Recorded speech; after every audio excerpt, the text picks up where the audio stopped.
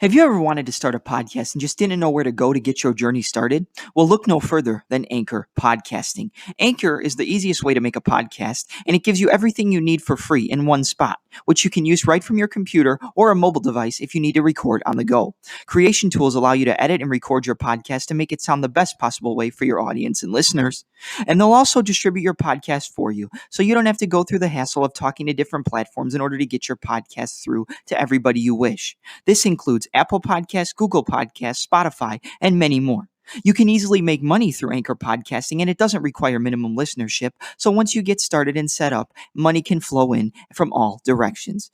So if you're ready to get started, download the Anchor app or go to anchor.fm to get started. That's ANCHOR.fm to get your ball rolling and start your podcast journey. All right, we've got HAYDER HASSAN on the line, training at from American Top Team and former two-time Tough alumni. So how are you doing, man?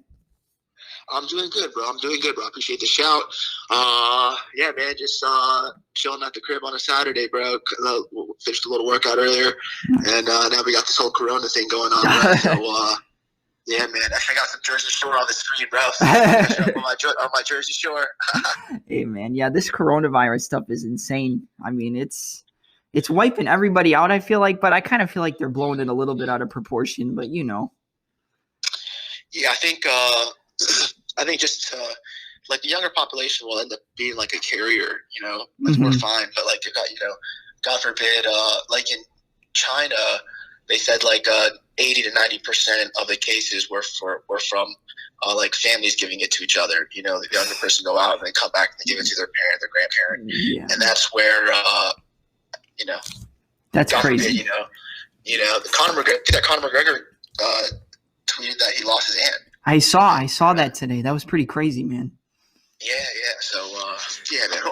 Best case scenario is nothing, you know. So, like, and then everything go back to normal, bro. You're seeing like the Wall Street market is dumping. Yeah, globally, bro, it's affecting everything. It's crazy. So how'd training go today? I mean, obviously you had training today, right? Or were you off? Yeah. So I don't have a fight coming up. Like only on Saturdays, I'll put work in once if I have like a fight coming up. Okay. But besides that, like I'll do if I don't have a fight coming up, I'll do strength and conditioning. So I had a good strength session today. Nice. Like I'm a meathead, bro. You know. Even when I was a kid, I watched Arnold. You know, Arnold's pumping iron, and I want to learn how to lift weights and get jacked. So yeah, I enjoy the gym, man. You know. You know, I gotta ask you about the Weili Zhang and Joanna Jacek fight. I mean, what did you think of that? Oh man, God bless both those girls, bro. Man, they're so tough, dude. And man, Joanna, she really is a workhorse. You know, she puts like not on top of her training sessions, when she'll do 2 days, sometimes 3 days. She puts a lot of road work in, bro. You know, she enjoys running, so she's awesome. You know, she's a very active girl. You know, it just goes to show you like how big her. I thought people, you know, saying that she could have won the fight. You know, it's hard though because when you have that type of injury that she had, you know, and she was going through, and it leaves a lasting impression on the judges. It's actually very similar to what happened in my fight. I had my last fight. So I signed a 3-fight deal with Brave. Right. I had my last fight out in Bishkek, Kyrgyzstan. Like 30 seconds into the fight, I ended up breaking my nose in 3 places, opening up my eyebrow, like. Deep cut to where the ref almost tried to stop the fight in a second, but like he couldn't stop the fight because I was the aggressor the entire time. I was going forward the entire time.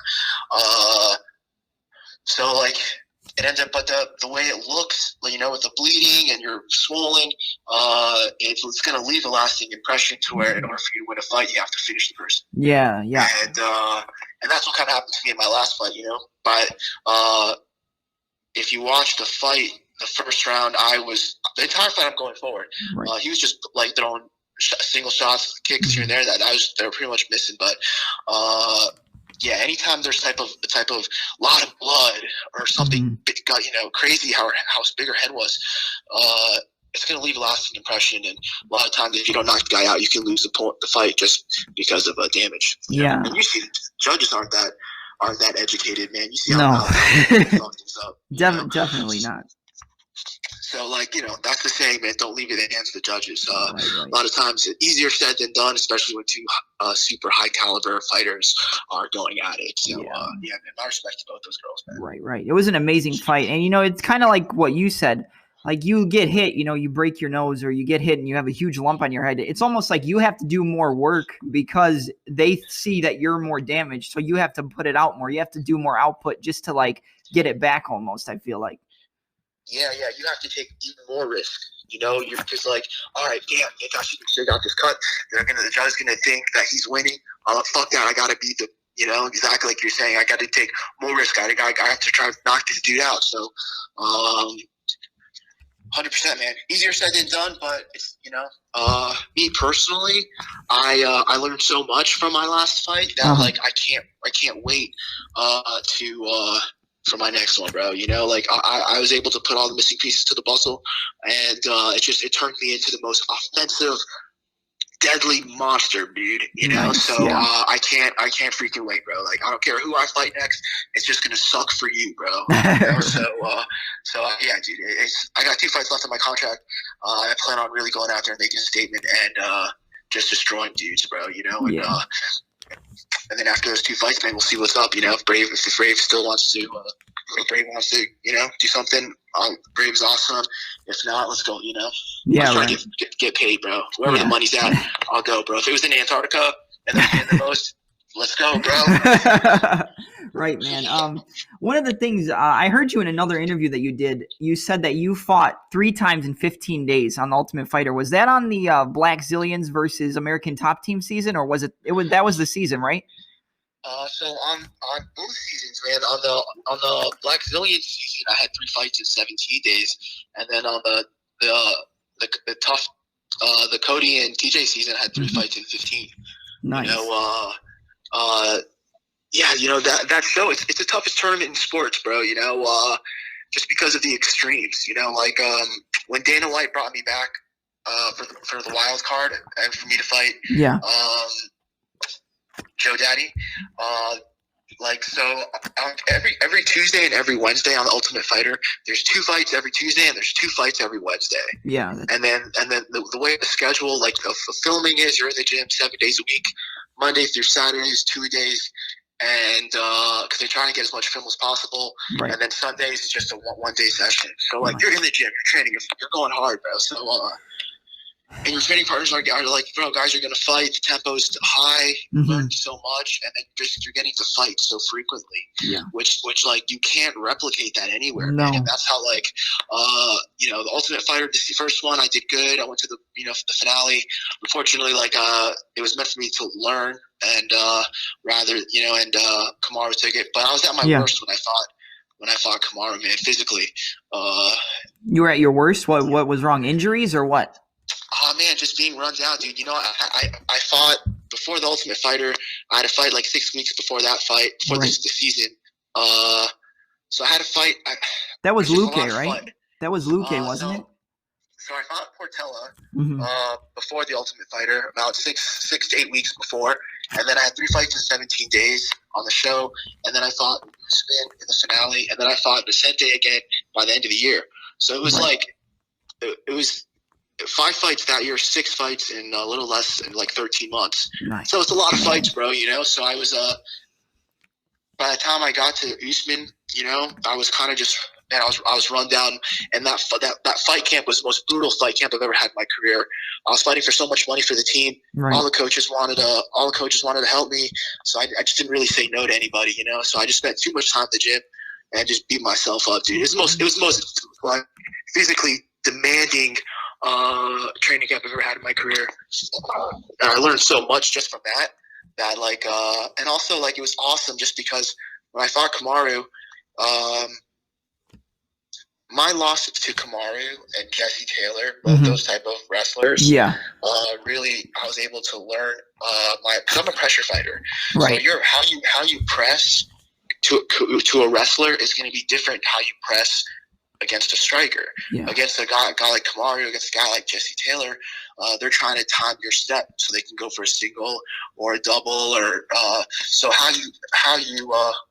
you press, you have to work more off of your jab, off the touch. He thinks you're stepping. When you think you're stepping, you're actually pulling. If he goes for a shot, get underneath underhooks, stop the takedown, and then if you step, as you step, if he doesn't step, you pull. And if he doesn't step, then you step. So just different types of approach. And those two fights, that's how I was able to beat my last three opponents.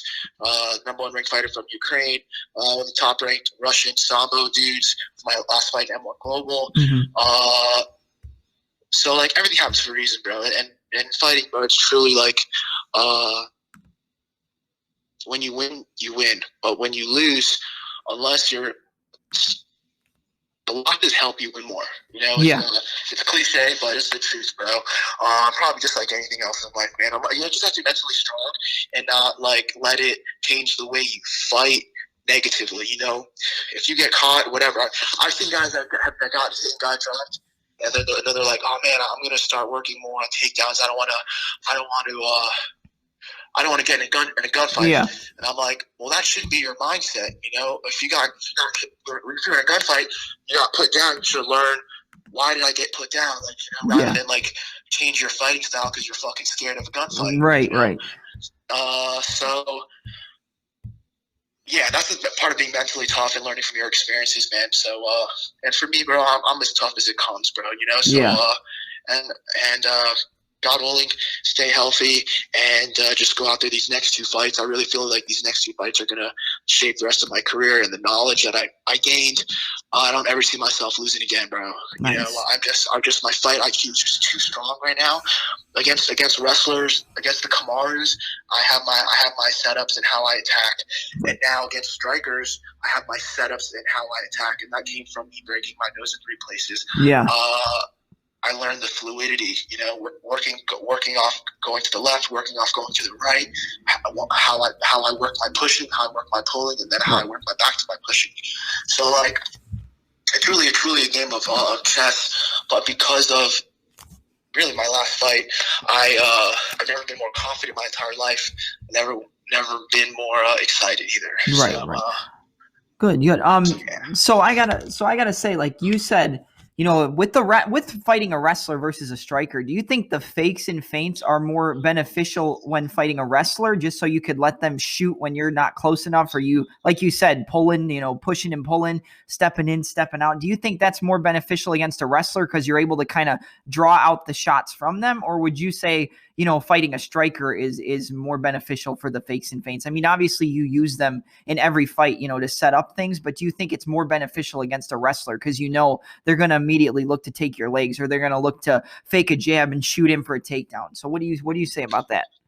Yeah. So you know what's cool? One thing I learned about that I liked what Justin Gaethje said about Khabib, about, you know, when you're fighting a guy like a heavy wrestler like Khabib, like a Kamaru, like a Jesse Taylor, you have to meet force with force. You know, if you're moving laterally too much, if you're moving laterally or lateral backwards, a dude like that is just you're just giving him more momentum to move forward. You know, and so he can just drive you to the cage.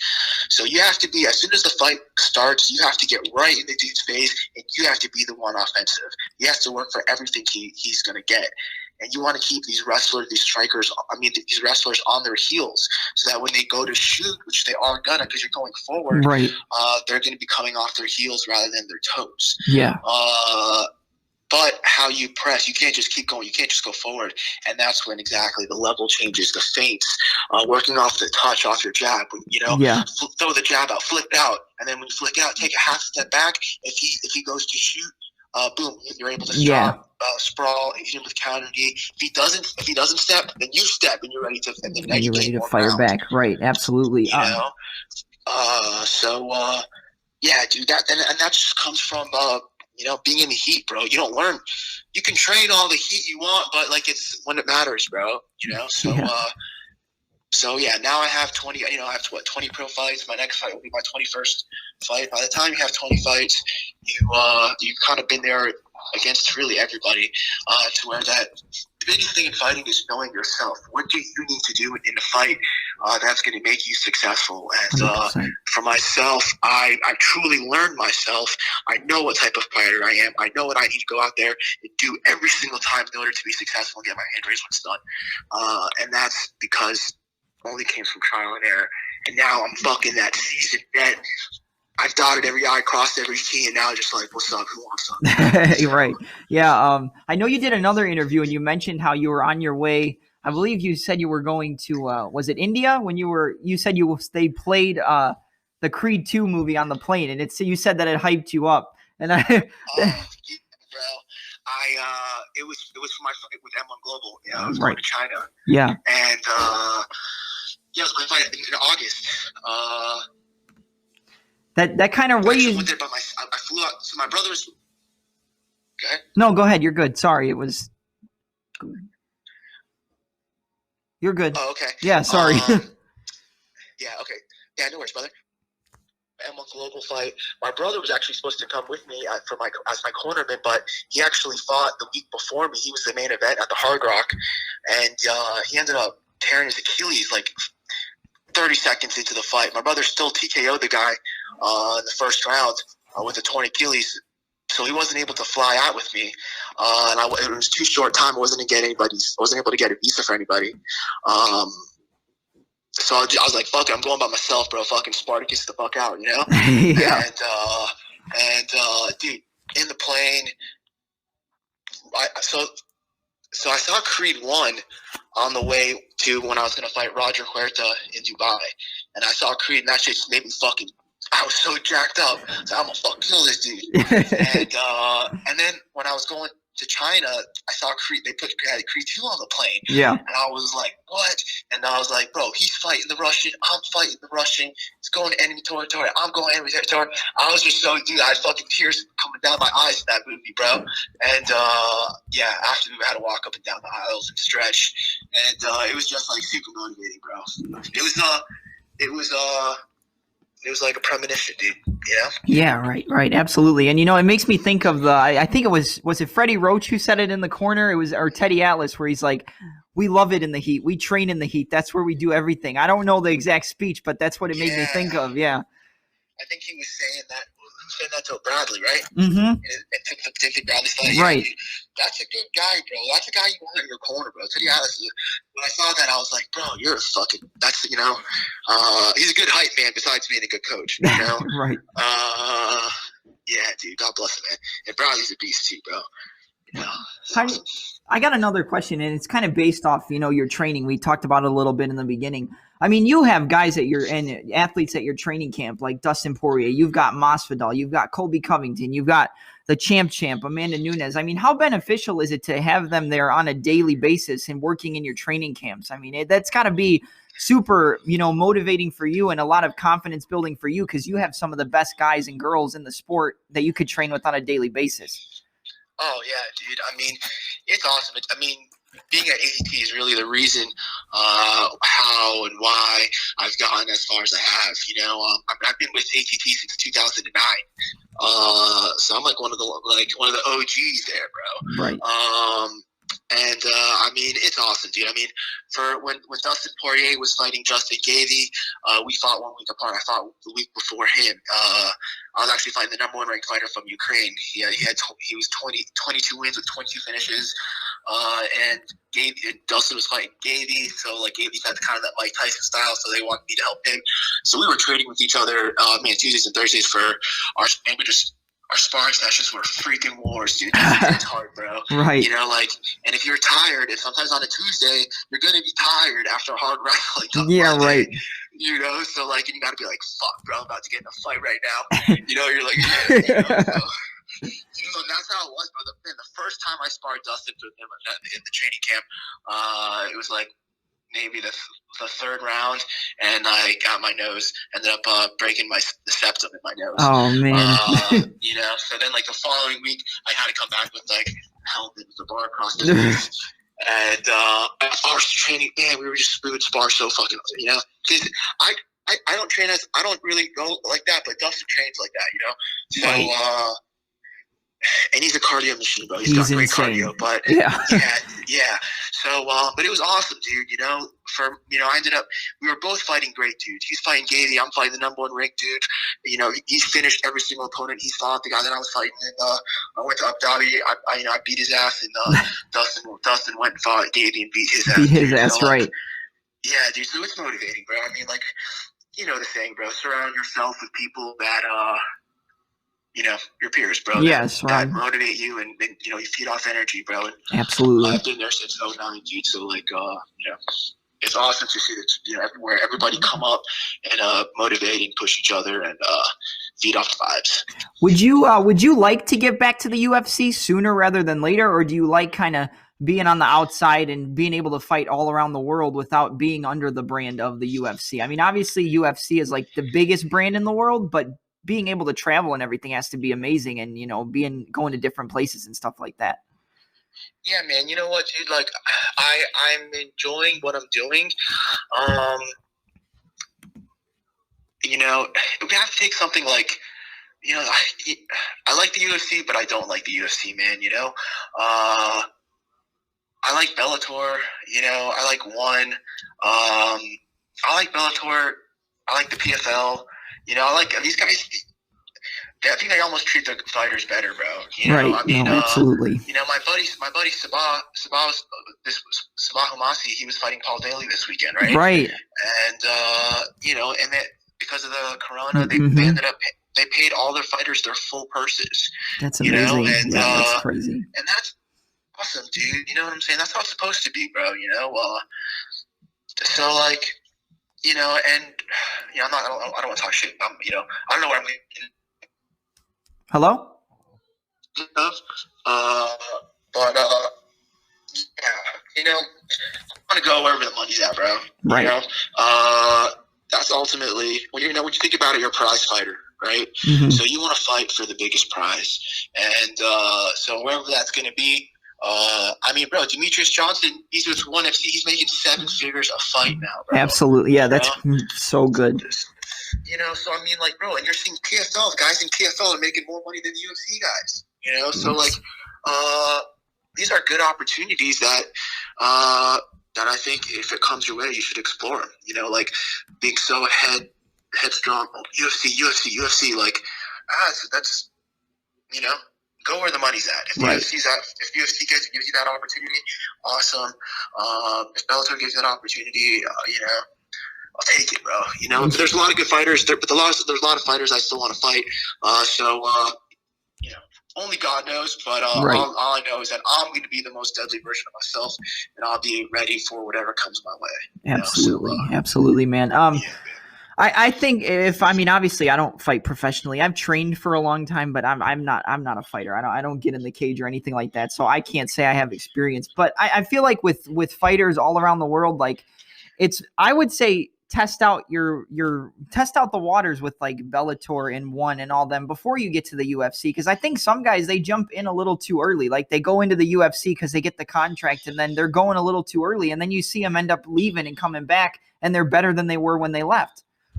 Yeah, a lot of times too, man. It's the maturity of your body too, man. Look, once you hit like 30, your body really changes, and like compared to like being in your early 20s, once you hit 30, like it becomes easy to put on muscle, bro. You start developing that man muscle. Yeah. So like, really, yeah, the timing is everything, bro. It's hard to say, and hopefully you'll be ready. But I know for myself in particular, when I was fighting in my mid to late 20s, I think GSP said the same thing when he was 33. Oh, best I've ever felt. My muscles, So like, yeah, man. If it's hard when you get there in your 20s, and then you got 10 years of fighting, and then you're in your 30s, and in your 30s you don't really get in your prime until you're 30, 31, right? 32. Yeah. And then. So yeah, dude, it depends, bro. I didn't start fighting until I was 27. After I finished college, I was working, and then my brother got me into sports. So, like for me, like 27. Yeah. I really didn't start feeling my best till I was in my 30s. And like right now, I just turned 36. And this is the best I've ever felt in my entire life, bro. You know, like this version of myself will rape the 27-year-old version of me, bro. You know, so like that's one thing, bro. Don't let anybody ever put limits on you, because they're not you, bro. You know, and, absolutely. And I can't see your vision because I don't know what's in your head, bro. You know what I'm saying? So like, yeah. You know, I can't tell you how many people told me don't fight. What are you talking about? But once you fought and you show them what's up, and they're like, oh damn, you know, and then right. even if you come off a loss or you're coming off of whatever, you miss that sales call or whatever it is, bro. You know, no one knows what you've learned, what you've gained, and how your new vision is, bro. So, like, don't ever listen to the naysayers. Don't ever listen to negativity. When it's time to get that work in, you just put your fucking blinders on. You fucking get the walking, bro. So, for me, dude, it's, you know, blinders up and let's get it, bro. Absolutely. Absolutely, man. What's one piece of unconventional advice that like a lot of people don't tell others, like the media or anything, about training and getting ready for fights and being successful? What's one unconventional piece of advice you'd say that you think doesn't get talked about enough when it comes to becoming a pro fighter and just working your way up through the ranks? Man. So the fight game is, you know, everything's on display, bro. Your highs are on display, your lows are on display. So it's very easy to what's that? Okay, you can leave it outside, Dad. Sorry about that, bro. No, that's okay. So yeah, highs, the lows. So the one thing that I would say is just don't ever. It sounds like I said, that sounds cliche, but just don't let the negativity get to you, bro. Like you're gonna have the highs are gonna be awesome, you know, but you're gonna take one to the chin because everyone does, bro. No one's undefeated in life. Period. No. One thing that I learned from Jesse Taylor after I fought Jesse Taylor, you know, Jesse Taylor has what, like 50 something pro fights. He's fought everybody he's fought heavyweight, he's fought 205, yep. He's fought middleweight. Fought 170. I mean, he's fought the creme de la creme of everybody, bro. So these are guys that I like to talk to, learn. You know, like Joe Daddy Stevenson, bro. He was like a walking encyclopedia of knowledge, bro, when we were on the show. So like another guy, man, over 50 pro fights. You know, fought everybody, world titles. These are cool people to talk to. So after I fought Jesse in the morning, and then we were back at the Ultimate Fighter House and we were making some food. And I asked him, I was like, how do you how do you deal with your adversity, your losses and stuff like that? And he's like, bro, I just take what I take whatever knowledge I can get from it, and then I just turn the page, and then I write the fucking chapter. I forget about it. Nice. You know, and that's how you have to be, man. I have a buddy that's a Navy SEAL, you know, and he's actually just retired, and that's how they are, bro. You know, that's the mentality you have to have. You can't.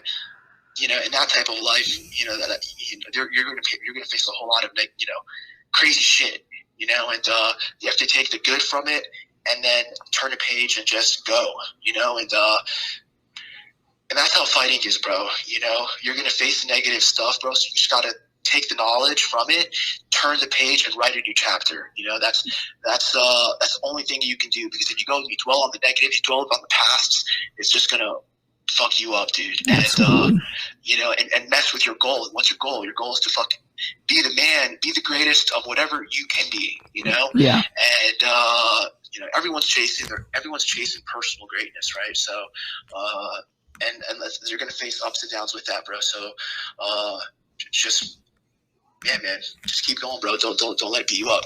That's what I would say. 100%. All right, well, I'm going to keep you on the line, but I'm running out of time on this segment, so we're going to move it over to another segment. Is that cool? Yeah, bro, whatever you want, man. All right, everybody, we're back with HAYDER the Hulk Hassan. So, man, we'll pick up where we left off. I mean, if you want to, I have one really big question for me, and this is kind of big because, you know, Cody's one of my favorite fighters, and I know you were on Cody Garbrandt's team for the Ultimate Fighter. I mean, what was it like? What was it like being able to train under Cody Garbrandt and see his like coaching mentality and everything like that? Yeah, man. It was those guys like Uriah, Danny Castillo, Cody. Those are always, especially Uriah. I was like, oh man, like he's such a pioneer in the game. He's one of another guys that's just been there, done that. Good guy to pick knowledge off and just fight IQ so high that I was just when we got there, I was like, oh man, I want to be on their team. So I got picked on their team. I was like, oh fuck yeah, dude. And so that Ultimate Fighter season, even though I didn't go to the finale, I should have gone to the finale. My personal opinion, I was the best fighter there. But it was meant for me to learn. Like that's what I told you. Learning what I learned from Kamaru and Jesse set me up to now I'm able to fight any fucking Sambo or D1 wrestler or Olympic fucking wrestler, whatever, dude.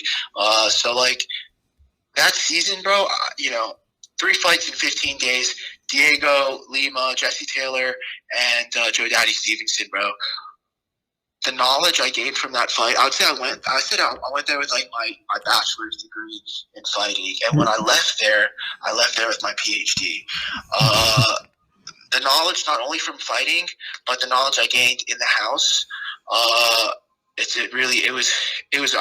left there like, oh, dude, I had so many like light bulb moments on that show that really affected my entire career, bro. And that's why I tell you, like, it's the toughest tournament in sports, but it's also like the most intellectually for your professional most benefiting. Absolutely, yeah.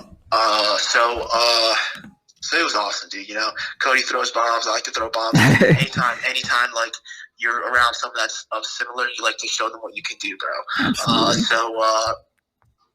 So yeah, dude, it's definitely like it helps you level up, bro. Absolutely, man. Who are some of the dark horses you'd say from American Top Team that not that many people know about? I mean, obviously we know guys and girls like Joanna and Amanda Nunes and Dustin Poirer and everybody like that. But who are some of the people you think are less known that can really like make their way up in either Bellator, the UFC, any organization? Yeah, man. I think Santiago Ponzinibbio. Yeah, Ponzinibbio. Yeah, I know him. Yeah, Santiago, man. He's very talented. He's got great striking. He's got great scrambling ability. I think he's gonna coming here, man. He had a terrible illness that he ended up getting like a crazy staph infection that ended up also like attacking his like he ended up getting him to some type of like a rheumatoid arthritis type thing. Man, it was really crazy, dude. He couldn't even stand up. Really? Yeah, it was really, really bad. He was in the hospital for like 6 months, man. So now he had like a installed catheter that he had to carry with him everywhere, man. It was really crazy, man. But yeah, he's better now, training, getting ready for a fight. So yeah, man. God, I think he's gonna do some good things, man. I'm excited for him. He's a good kid.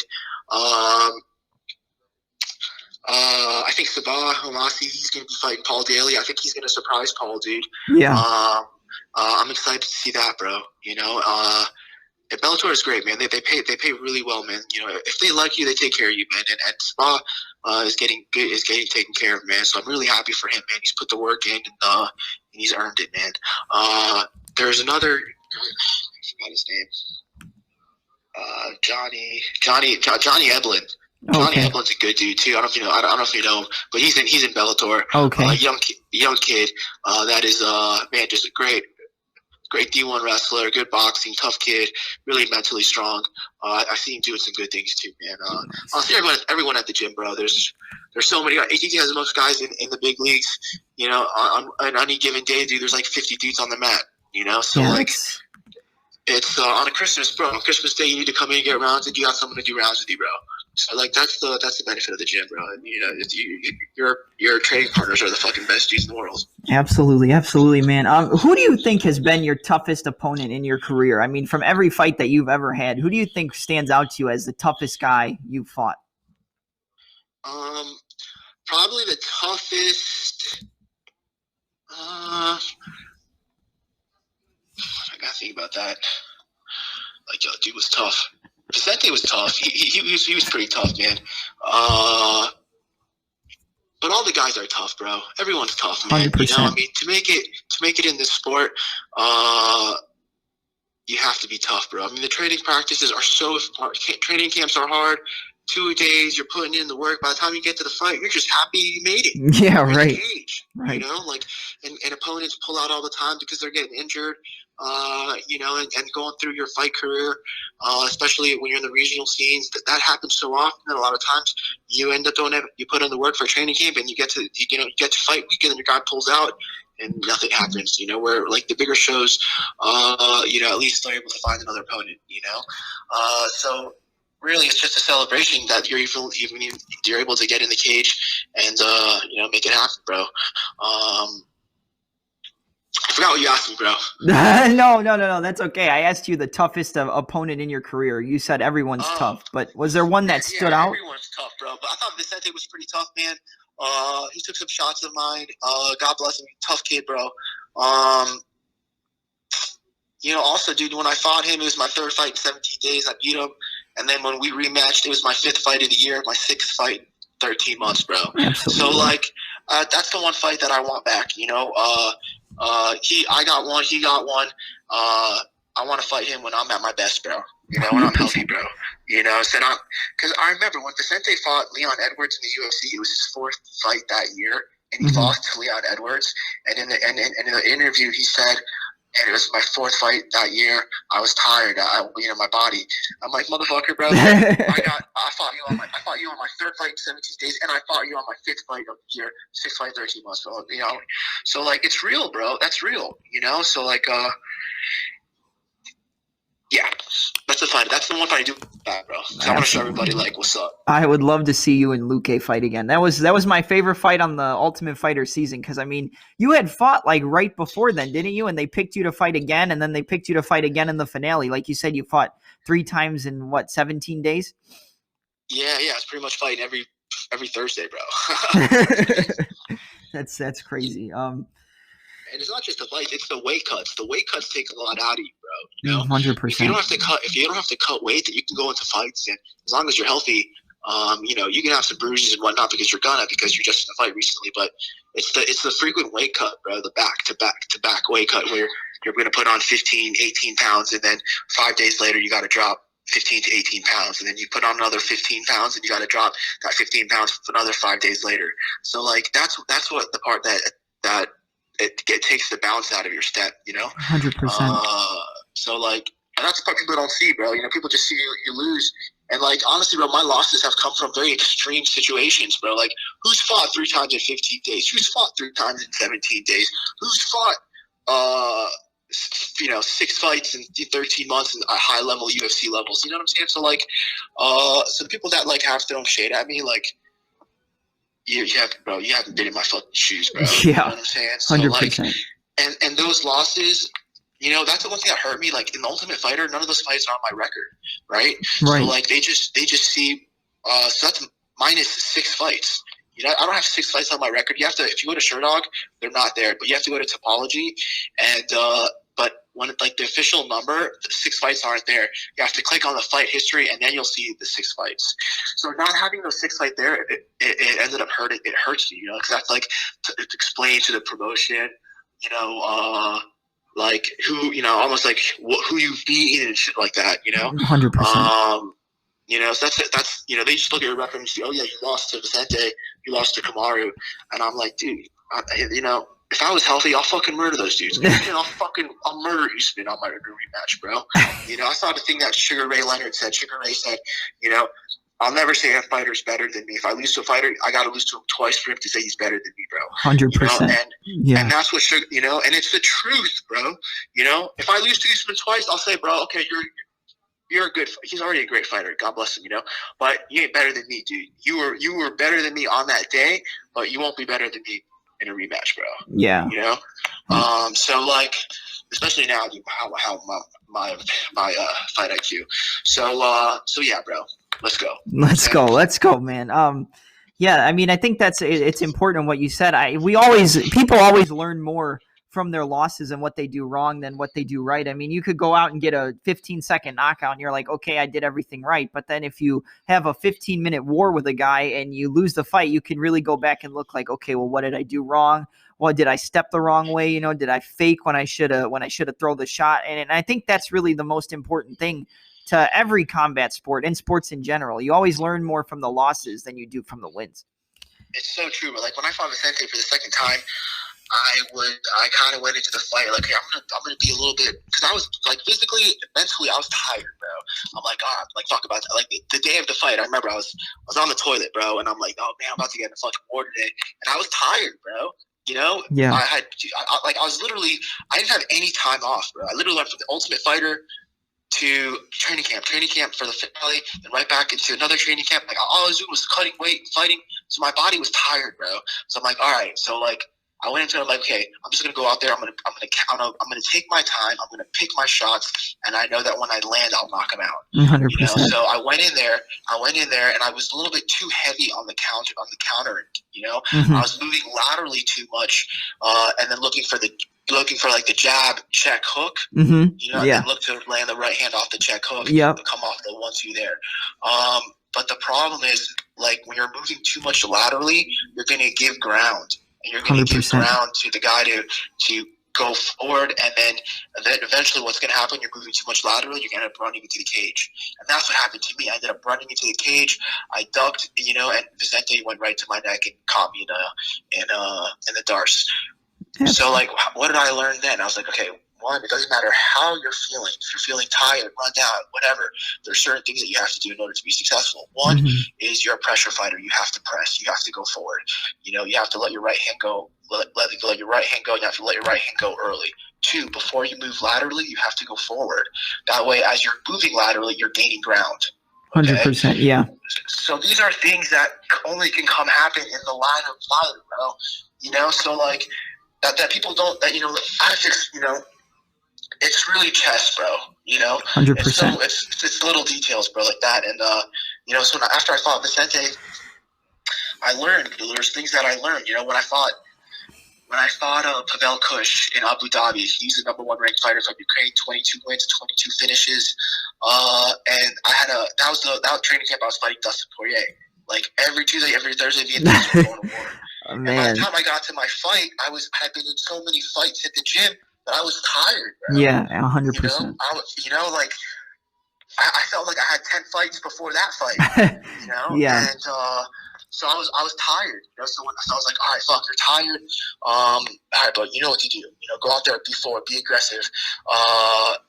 And also because what I learned in my setups versus Kamaru versus Jesse Taylor, I knew that, okay, no matter, I know you're tired, you're not going to, you know, but just keep going forward, keep pressing, be the aggressor, let your right hand go early. And those are the type of things that I learned from the Vicente. Yeah, you're tired, you're a little mentally, but like you're a little physically, but you know what, if you're going to win this fight, you have to be going forward, you know, make him fucking tired, because he's going to be just as tired as you once you start fucking punching him in the face. 100%. You know? So these are things, you know, and, yeah, bro. Honestly, I'm grateful for every W, grateful for every loss. Yeah, they always say you have the gas tank until you get punched in the face, and then it kind of starts to dwindle away, right? Yeah, dude. You know, it takes. I mean, when you get hit, you hold your breath. Mm-hmm. You know, when you're on the retreat, when you're on your heels, and the other guy's going forward, he's cruising, bro, and you're like, oh shit, I'm on my, you know, so you're gonna be.